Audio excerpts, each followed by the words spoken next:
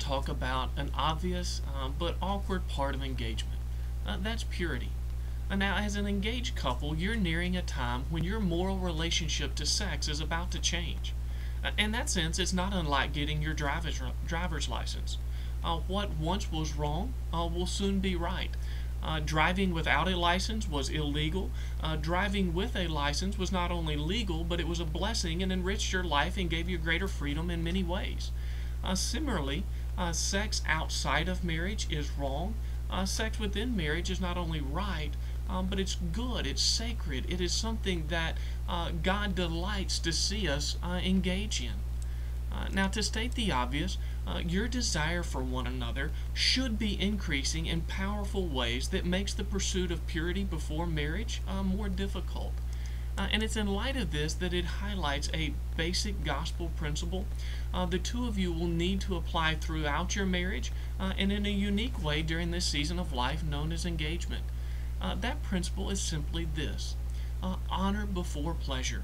When I am in a position to make a choice and I am either going to choose to honor someone else or take my own pleasure, I am called by the gospel to put honor before pleasure because I realize that I can only have the pleasure that I want through honor. And you say, now where else are we going to apply this through the course of our marriage? You'll do this when you make a budget. There will be some budget-breaking impulse purchase that you want to make, and you're going to ask yourself, am I going to choose to honor the budget that we made, the priorities that we prayerfully set before God, that this is what we can have, or am I going to purchase this? You'll do this in your sense of humor. When you're getting ready and a joke comes at your spouse's expense that would be embarrassing for them, and you go, am I going to choose the pleasure of this joke at my spouse's expense, or am I going to choose to honor them?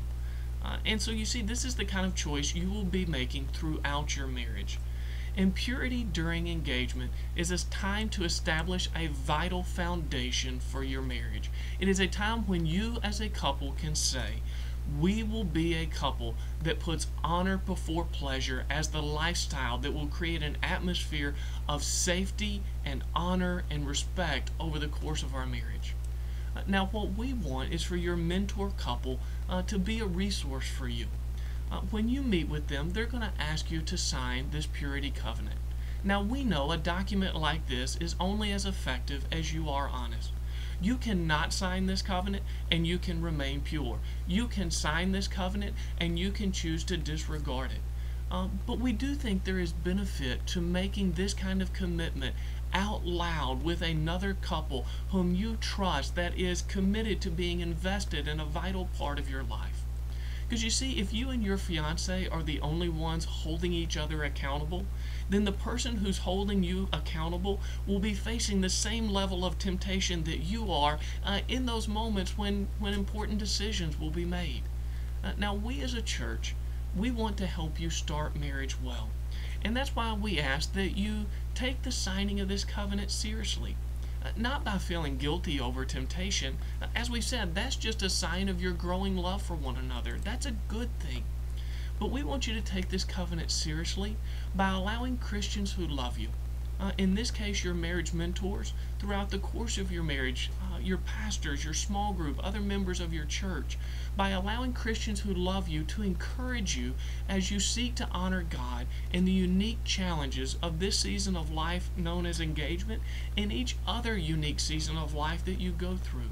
Because we want you at this season of engagement to put your marriage in the best position to flourish over the course of a lifetime, and we think that this purity covenant is an important part of you establishing that pattern that says we will put honor before pleasure and we will find safety and respect and love for one another in that over the course of our marriage.